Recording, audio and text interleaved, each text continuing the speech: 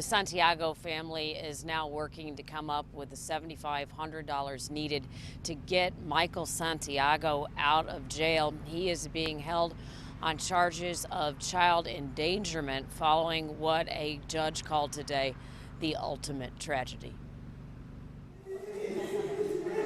The Santiago family linked hands and arms behind 25-year-old Michael this afternoon as he faced a felony charge of child endangerment following the death last night of his 3-year-old son, Ian. Through their anger and grief, they wanted Michael home and begged for a bond that they could afford. Prosecutors asked that it be $1 million. The judge settled on $75 grand, maintaining whether it is 7 figures or lower, it is not bringing this child back. I heard a pop or something.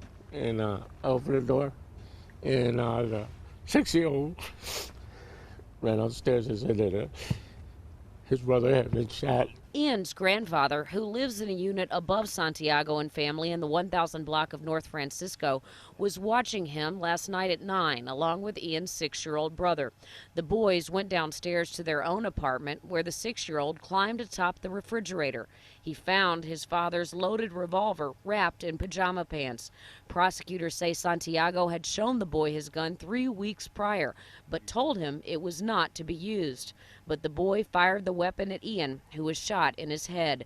Their grandfather grabbed him and began running in the direction of Norwegian American Hospital. I'm going to run no more, so this gentleman, he came by and I told him, "Why don't you help me?" And he grabbed him and he ran the rest of the way to the hospital. Ian was transferred to Mount Sinai, where he died. In court today, attorneys claim that Santiago had purchased the gun after cooperating as a witness in a murder trial. Santiago claimed that he snitched on a gang member and feared for his life. The boy's grandfather says he did not know that Santiago had a gun, or he would not have let the boys near it. Parents should never have guns in the house, especially when they got boys. Judge James Brown said, quote, "I am sure that the defendant didn't mean for this to happen, but that's what happens when people have guns that shouldn't have guns."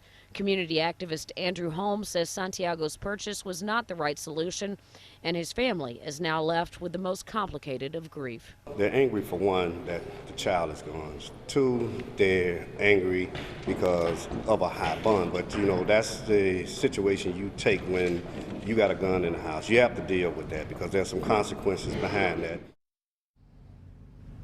Santiago's prior record includes 2 misdemeanors, theft and disorderly conduct. For the past 2 years, he has been the sole provider for his family, working as a manager at Papa Ray's Pizza. DCFS is now working to secure the 2 children, the 6-year-old boy and another 1-year-old child. Santiago is due back in court on October 23rd. I am live at 26th in California. Randy Bellosomo, WGN News.